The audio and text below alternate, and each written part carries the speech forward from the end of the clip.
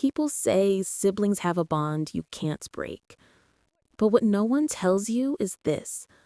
You can feel that bond, even when you've been lied to your entire life. Even when you're told you're an only child. Even when your sister is living just 20 feet away, and you're the only one who doesn't know. I grew up believing I was alone. No brothers, no sisters, no shared childhood memories. Just me, in a house that always felt too quiet, too controlled, too carefully arranged. My adoptive mom always said being an only child was a blessing. It means you get all the love, she'd tell me. No sharing, no complications. And she said it every time, every single time, almost like she needed me to believe it, more than I actually needed to hear it. I never questioned it, not really. But sometimes, for reasons I couldn't explain, I'd wake up with this ache in my chest, a loneliness that didn't make sense, a feeling like someone out there should have been part of my life, like a missing piece of me was walking around somewhere else. The first time I saw the girl next door, I didn't think much of it. I was 6. I was standing in our backyard picking flowers for my dad when something moved behind the fence. I looked up and saw a pair of wide brown eyes peeking through a crack in the wooden boards. The girl stared at me like she knew me. Not like strangers look, this was different. Her eyes softened and she whispered something I couldn't hear. I remember opening my mouth to speak, but before I could say a word, my mom rushed outside and grabbed my arm so hard it hurt. "Inside," she said sharply. "Now." I asked why. She didn't answer. She locked the back door and closed the curtains. I was too young to understand fear, but that was the first time I ever saw it in my mother's eyes. And I didn't know it then, but that moment was the beginning of everything. Years passed. The girl next door barely came outside. Her windows were always covered, her backyard always empty. But sometimes, late at night, I'd catch movement behind her curtain. A shadow, a silhouette, a face, watching our house, watching me. I told my dad once. He paused, stiffened, then forced a smile. "She's just curious," he said. "Don't worry about her." But he didn't look me in the eye.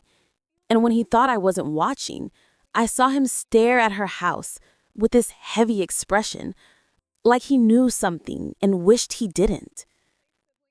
Then, when I was 10, something happened I can't forget. I was playing with a jump rope in the driveway when I saw her standing near her mailbox, just staring at me, like she's been waiting for that exact moment. She approached slowly, nervously, as if she wasn't sure she was allowed to. When she got close enough, she whispered, "Hi." I whispered back, and then she said something that made my stomach twist. "You look like me." Before I could respond, her mother yanked her back so violently she almost fell. "Get inside," her mother screamed. "Don't talk to her. Ever." I stood frozen, confused, shaken. The girl looked back at me one last time with an expression I've never forgotten, a mixture of longing, recognition, and heartbreak. That night, I overheard my parents fighting. Their whispers were sharp, dangerous, panicked.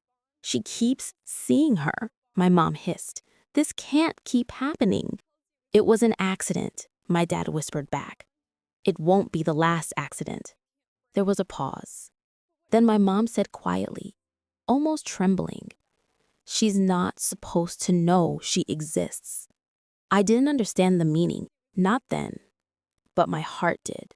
Some part of me knew those words were about me. After that night, the girl next door disappeared from view entirely. Curtains shut, lights off, silence. But even in silence, I felt her, like a faint echo of something I wasn't supposed to remember. Then everything changed on the day my adoptive father died. Grief makes people do things they normally wouldn't. It strips away the masks they've spent years perfecting. That night, after everyone left the funeral home, I sat alone on our front steps, hugging my knees, trying to understand why my chest hurt so much and why my family suddenly felt so much smaller. That's when I heard footsteps. Soft, cautious, familiar. I looked up. The girl next door, now older, eyes full of something broken, stood trembling in the moonlight. She held something in her hand. She approached without speaking and sat beside me, leaving just enough space to show she was terrified but determined. She whispered, "I'm sorry about your dad." Her voice cracked as if she meant it more than anyone else. Before I could reply, she gently placed the object in my hand. A bracelet. A simple beaded bracelet made with cheap colored plastic and one crooked letter charm. The letter S. A bracelet I made when I was 5 years old. A bracelet I lost the same year. A bracelet she shouldn't have had. My voice was barely a breath. How did you get this?" She swallowed hard, her eyes filling with tears. "Because," she whispered, "I made the matching one." My heart stopped. She lifted her wrist. The bracelet was there, faded, old, falling apart. "S is for sisters," she whispered. My entire world tilted. I shook my head, unable to breathe. "No, I'm an only child. They told me—" "I know what they told you," she said softly. "They told me the same thing." I stared at her, my pulse thundering. She wiped her eyes. "They told me you died." I felt every part of me collapse inward. She continued, voice trembling. "But I never believed them. I felt you. Every day. Every year. I knew you were out there. I knew you were close." My hands shook uncontrollably. "Who told you that?" I whispered. She looked toward my house. Then she looked back at me with a grief I can't describe. "Your mother." My breath disappeared. "She made them tell me you died," she whispered. "She made sure I could never reach you. But I've always known the truth." I could barely speak. "What truth?" She took my hand gently, like she had been waiting her whole life to do it. "You're my sister," she said. "And they split us apart." The world around me went silent, cold, still. She held my hand tighter and whispered, "And now that your dad is gone, you deserve to know everything." And just like that, my life before that moment no longer existed. Everything I believed, everything I trusted, everything I loved was about to break open. This wasn't just a sister. This wasn't just a lie. This was the beginning of the truth my adoptive mother hoped I would never discover. When she told me we were sisters, something inside me shifted. Not a small shift, something huge. Like the floor beneath me cracked open, and everything I thought I knew about my life started falling through it. I kept staring at her bracelet, the one she'd worn for years. The plastic beads were faded, the string stretched thin, but it was still there. The same bracelet I remembered making at the daycare table, fingers sticky with glue, convinced I'd keep it forever. And yet, it disappeared. No one found it. No one questioned it. It vanished, just like she had. I looked at her face, and for the first time, I really saw her. Not as the girl next door, not as a stranger, but as someone who looks like me in ways I never allowed myself to notice. The same nose, the same shape of our eyes, even the tiny dimple on her left cheek when she tried not to cry. All the pieces of my childhood, the strange moments, the whispered arguments, the way my mother always avoided questions about my early years, they all came rushing back. I whispered, "How long have you known?" She took a shaky breath. "Since I was 8. My heart dropped. 8? She nodded. "That's when my mom finally told me. But she didn't tell me the truth. She told me you didn't make it, that you died as a baby." Her voice cracked, and she wiped her face quickly, embarrassed to cry. "I didn't believe her," she continued. "I couldn't, because when you bond with someone that young, even if you can't remember them, something inside you does." I tried to take her words in, but they felt too heavy, too impossible. I finally managed to ask, "Why, why did they separate us?" Her eyes filled with fear at that question, a fear I recognized, not of me, but of the truth. "I only know bits," she whispered, "pieces I overheard, things my mom slipped up and said when she thought I wasn't listening. But I know this, your parents and mine, they had some kind of agreement." "Agreement?" I breathed. She nodded. "Something happens when we were babies. Something bad. Something they tried to erase. And the easiest way to erase it was to erase us from each other." My hands went numb. "But why? Why would they take two sisters and pretend we never existed to one another?" She looked down at the pavement, as if the answer might be hiding there. "Because of your mom," she whispered. I froze. "My mom? She didn't want me anywhere near you." "Why?" I asked, barely able to speak. She shook her head. "I don't know, but every time she saw me, she panicked. I'd see it in her eyes. Fear, anger, something else. I think your dad wanted to tell you someday. He never looked at me with fear, just guilt." Hearing her say that made my throat close. My dad, the one whose voice still echoed in my head some nights, the one who hugged me the longest, who loved me the hardest, who looked at me like I was the best thing that ever happened to him. What secrets did he carry for 20 years? I whispered, "Did he know about you?" She nodded. "Yes, he did." My heart cracked open. "Then why didn't he tell me?" She looked up, tears sliding down her cheeks, because she wouldn't let him. The way she said she didn't need clarification. My mom, the woman who raised me, the woman who tucked me in and brushed my hair, the woman who told me I was an only child every single year of my life. I whispered, "My mother lied to me." Her expression softened, like she wished she didn't have to be the one saying it. "She lied to both of us." I leaned back against the railing, trying to breathe. The air felt too thin, like the truth was stealing the oxygen from the world. My mind was spinning with questions, but one rose above the rest. "How did you know who I was before today?" Her lips trembled into a sad smile. "Because you look like me, because you walk like me, because you laugh like me, because every time I saw you from my window, something inside me said, 'That's her,' even when they told me I was wrong." I could feel tears burning behind my eyes. "Why didn't you try to tell me sooner?" Her voice broke. "I did, so many times, when we were kids, when we were teenagers, but your mom, she always stopped me. She always watched me."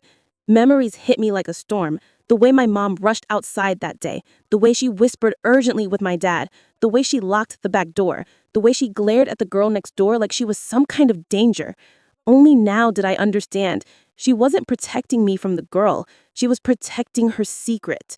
My sister took a breath so shaky it hurt to hear.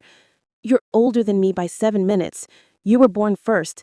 Mom told me that one time, before she regretted saying it. 7 minutes. 7 minutes separated our lives. 7 minutes decided everything." She continued, "I always wondered who you became, what kind of person you were, if you were happy, if you missed something the way I missed something." I wiped my eyes. "I didn't know I missed you. Not fully. But sometimes, late at night, I'd feel it, like a piece of me wasn't here." She nodded, crying harder. "Me too." We sat there on the steps of my house, two strangers, two sisters, crying softly, the moon watching over us like it knew the truth long before we did. After a long silence, she whispered, "I didn't just come to give you the bracelet." I looked at her. "What else?" She reached into her pocket and took out a folded piece of paper, old, creased, worn down like someone had opened it 100 times. My heartbeat stuttered. "What is that?" "A letter," she whispered, "from our birth mother." My breath stopped. "Our real mom," she continued, "the one neither of our families ever talked about."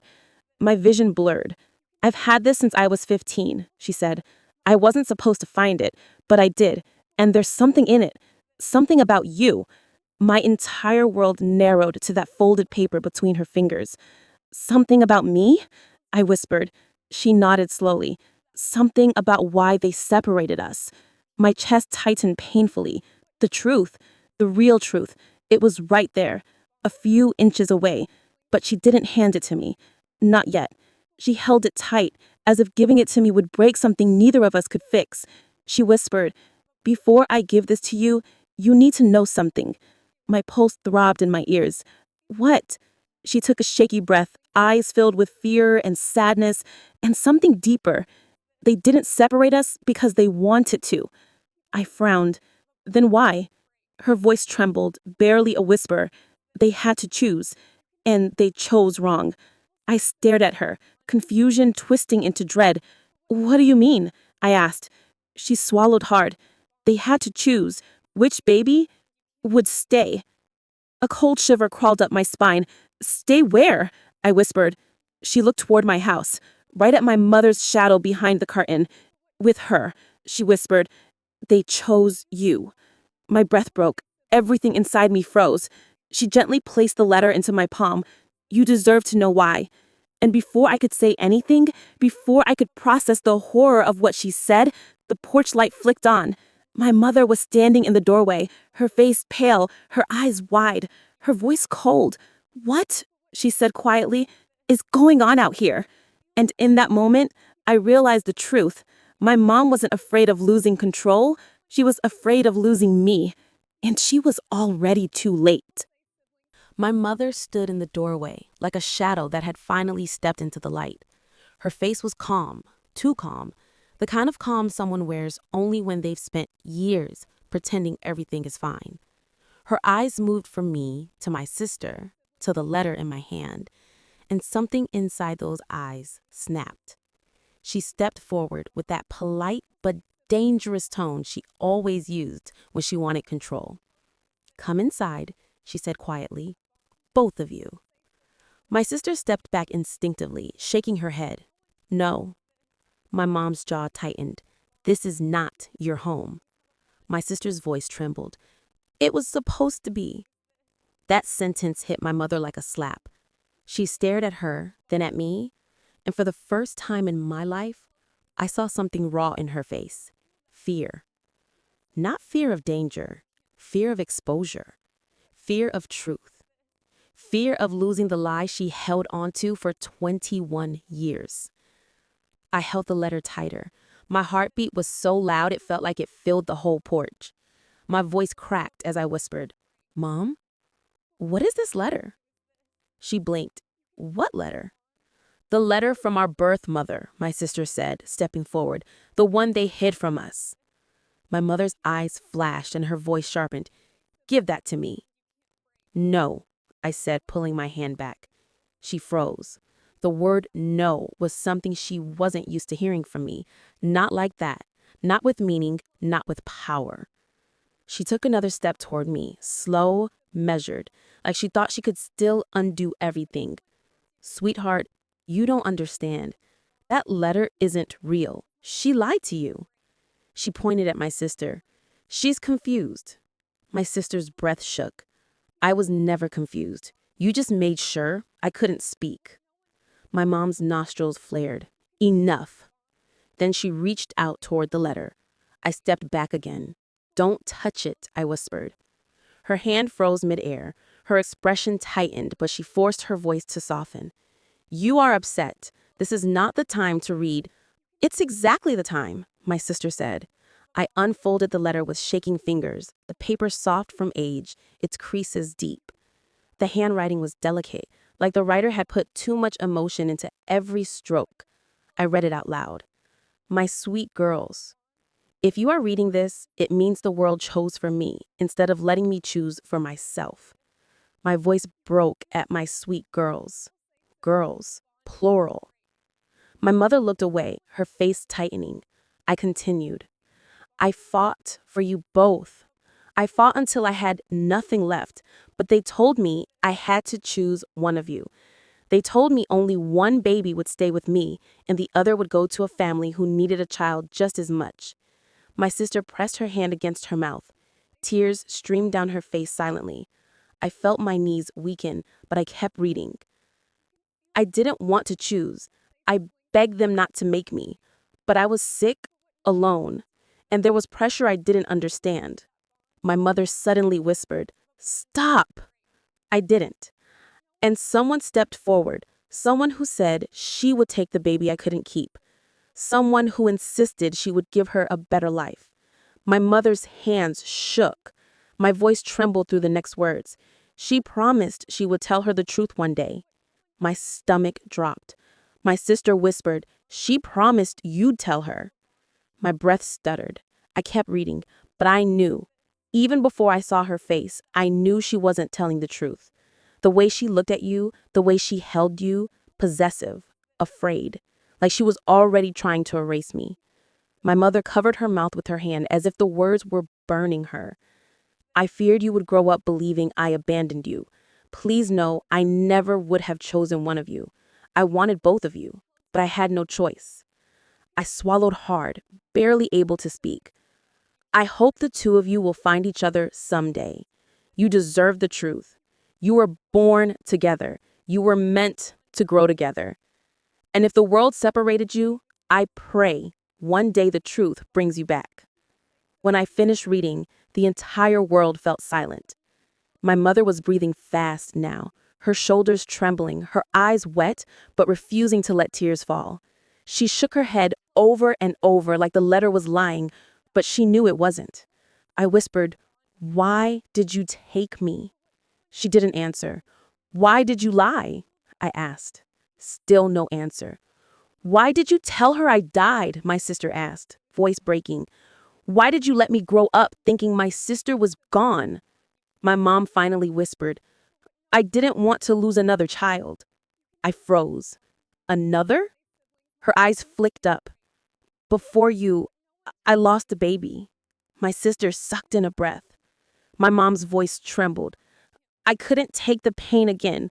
When they told me your birth mother couldn't keep both of us, I couldn't let someone else take you. I thought if I took you first, even if it was wrong, I'd finally have something that stayed." "You stole me," I whispered. She closed her eyes. "Yes."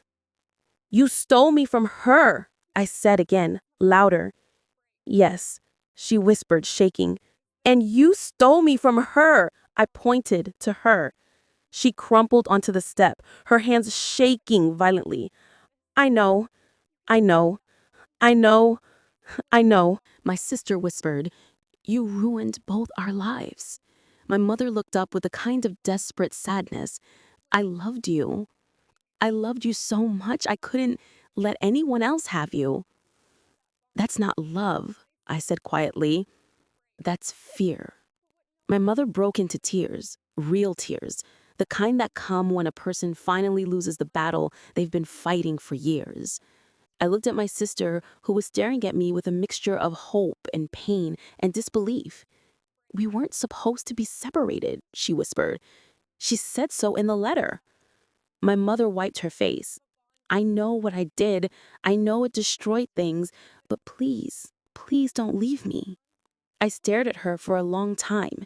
This woman who raised me, this woman who loved me in her way, this woman who lied to me my whole life, this woman who stole me because she couldn't bear to lose again, this woman who took everything from my sister, this woman who carried guilt like a shadow. My sister took my hand. My mother reached for my other hand. For the first time in my life, I didn't take hers. I stood up. Both women looked up at me, but for different reasons. My mother, out of fear. My sister, out of hope. I whispered, "I need to know everything." My mother nodded slowly. "I'll tell you." My sister shook her head. "She'll twist it." I looked at both of them. Then I said quietly, "I want the truth. Not your version, not your defense. The truth." My mother wiped her eyes and whispered, "Then you need to hear what happened the night you were born."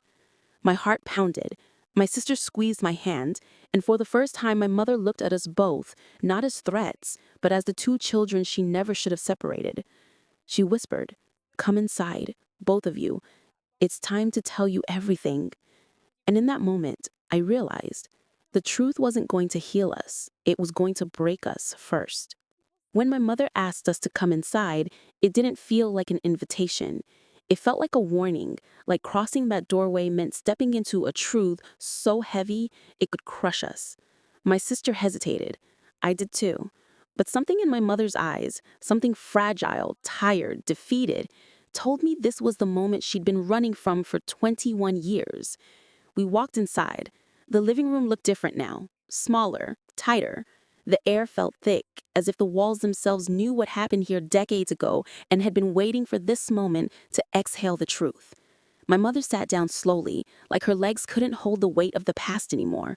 My sister and I remained standing, together, united by a truth we hadn't even heard yet. My mother looked at us both with a painful softness. "You deserve to know what happened the night you were born." My heart thudded in my chest. I didn't move. Neither did my sister. She took a deep breath, staring at her trembling hands. "It wasn't supposed to be like this," she whispered. "None of it was." I stayed silent, waiting. She finally began. "Your birth mother came into the hospital alone. She was terrified. She was sick, really sick, and the pregnancy had taken everything out of her. The doctors weren't sure she'd even survive the delivery. She didn't have family. No one came for her. No one held her hand." My sister looked at me with heartbroken eyes. My mother continued. "When they realized she was having twins, everything became worse. She begged the doctors to keep you both safe, no matter what happened to her." My throat tightened. Our birth mother, the woman I'd never met, the woman who wrote the letter.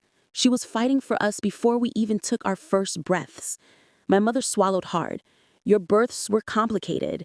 You," she looked at me, "were born first. You weren't breathing at first, but they saved you. 7 minutes later, she came." She nodded toward my sister. "You were smaller, fragile. They didn't know if you'd make it." My sister's lips trembled, but she didn't speak. My mother wiped her eyes.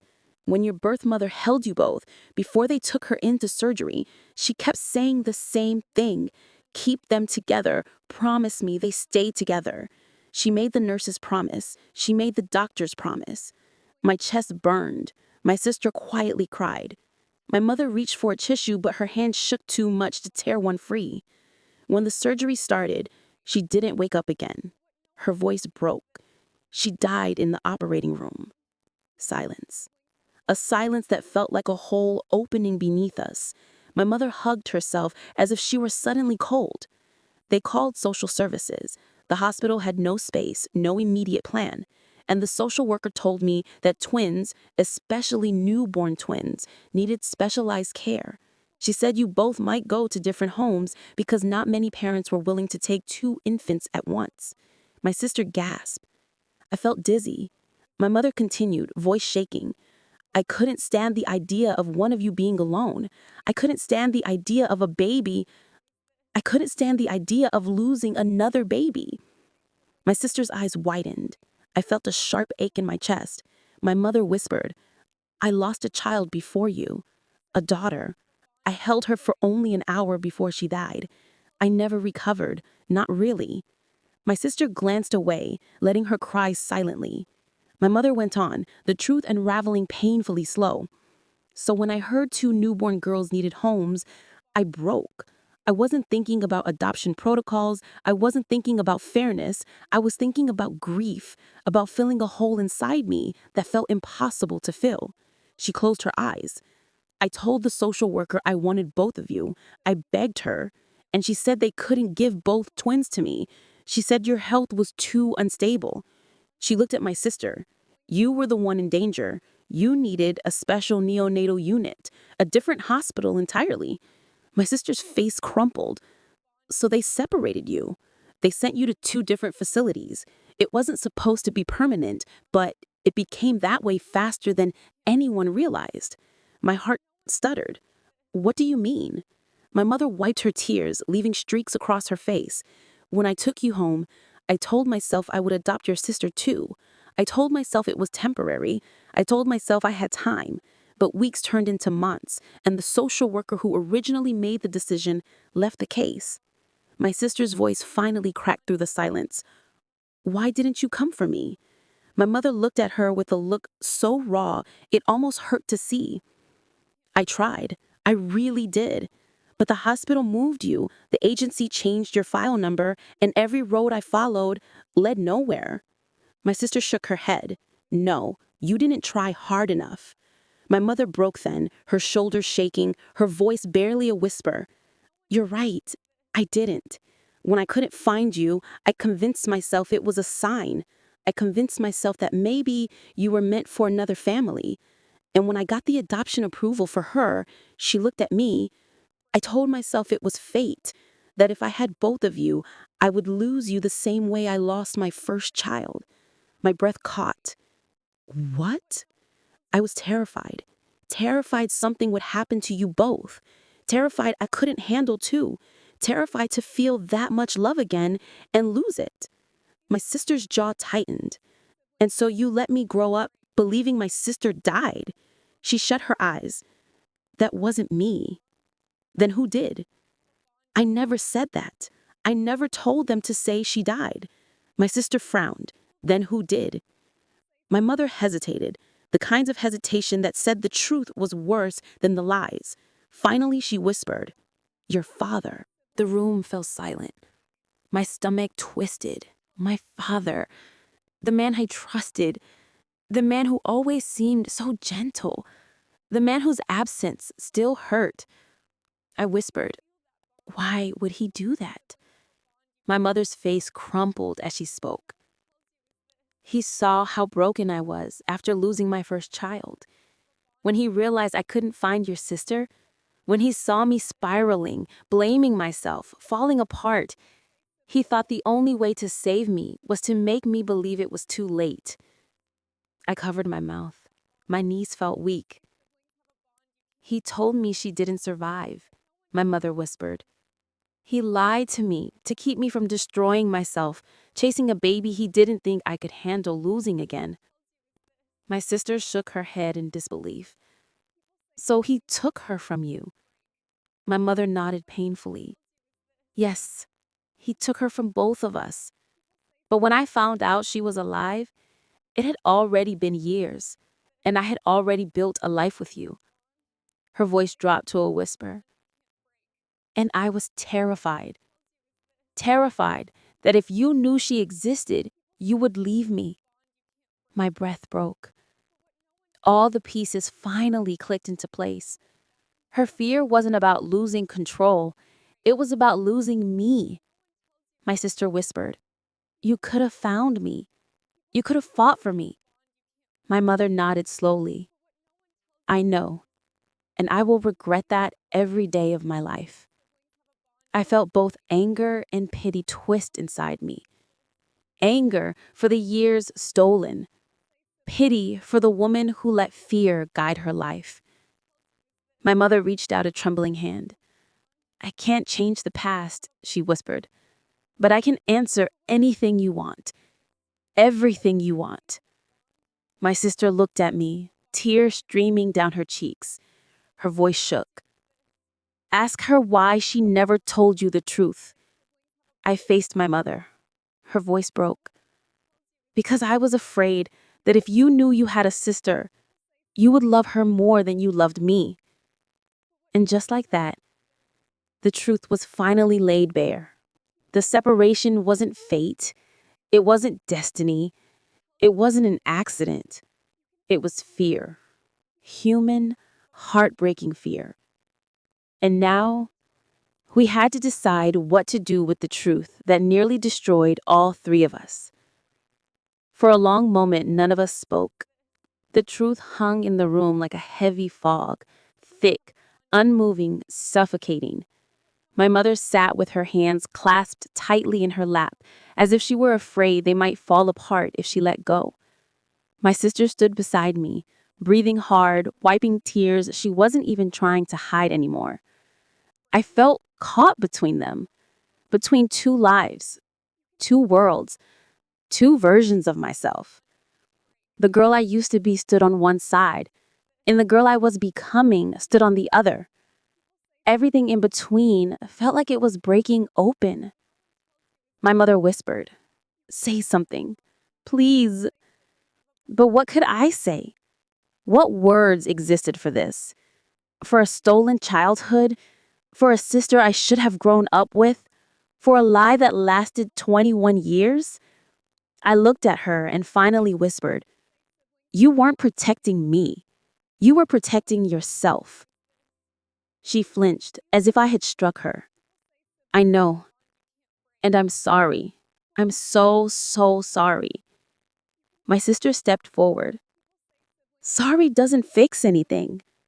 My mother looked up at her with a grief that seemed older than all of us. "No, it doesn't. But I'm willing to spend the rest of my life trying, if you'll let me." My sister's jaw tightened. "You don't get to ask for forgiveness. Not yet. Not now." The room grew quiet again, heavy with the weight of everything that had been broken. I felt a strange calm settle over me, like the storm inside me had finally reached its center. I spoke quietly. "You said Dad lied to you, to protect you." I paused. "But why didn't he tell me? Why didn't he tell us?" My mother wiped her cheeks. "He wanted to, many times, but every time he tried, something in me collapsed. He knew I wasn't strong enough to face what I had done. And when you were little, he didn't want to confuse you. As you got older, he thought it would destroy our family." He was right. It did. My mother nodded. She didn't argue herself. She didn't defend herself. She just nodded, as if accepting the truth she had avoided her whole life. After a long silence, my sister turned to me. "Do you want to read the rest of the letter?" My stomach twisted. "There's more?" She nodded and unfolded the paper again, smoothing it gently as if it were something fragile, sacred. She handed it to me. I read the remaining lines aloud. "If you two ever find each other one day, please don't blame yourselves. You were innocent. You were loved. And no matter who raised you or where you grew up, you were born together. You belong together. Don't let anyone, fear, lies, or time, take that from you again." The words blurred as tears filled my eyes. My sister reached out and squeezed my hand gently, grounding me, reminding me that she was real, that we were here, standing together after years of being pulled apart. My mother's breath hitched and she cried quietly into her hands. For the first time, I didn't feel anger when I looked at her.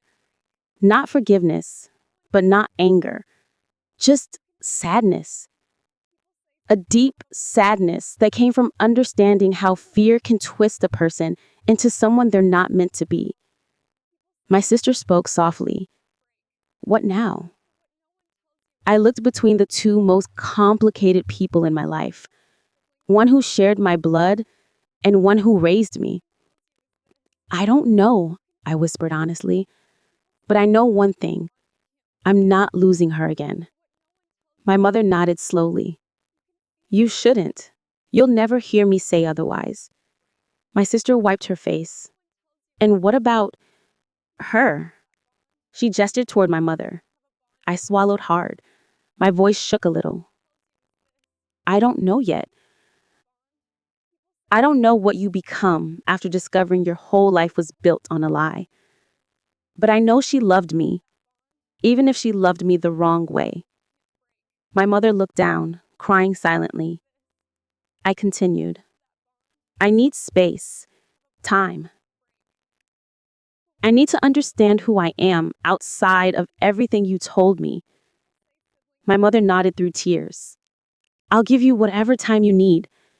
Just, please, don't disappear. Please." I didn't promise her anything. I couldn't. My sister took my hand again. "I won't disappear," she said. "Not this time, not ever." We walked outside together. The night air felt different, lighter, cleaner, like the truth had shaken something loose in the universe. We stood on the sidewalk, the glow of the street lights reflecting in the puddles left from the afternoon's rain. My sister whispered, "You know, I used to stand here and imagine talking to you. I used to imagine what it would be like if we were allowed to be sisters." My heart cracked open. "And what did you imagine?" She smiled softly through her tears. "That maybe you'd look at me the way you're looking at me right now." I let out a shaky laugh. "And how's that?" "Like we're supposed to be in each other's lives." I squeezed her hand. "We always were." We walked slowly down the street, side by side, two shadows stretching together under the streetlights. I didn't know what the next day would bring. I didn't know how long it would take to heal. I didn't know whether I would forgive my mother. Or whether forgiveness was even part of the story. But I knew one thing with absolute certainty. I wasn't alone anymore. I finally had the missing piece, the piece I'd felt in my bones since childhood, the piece my heart remembered even when my mind didn't, the piece that made me whole again. My sister. She looked at me softly. "So, where do we go from here?" I breathed deeply, feeling the weight of the past begin to lift. "Anywhere," I whispered, "as long as we go together." And for the first time in 21 years, that felt like the beginning.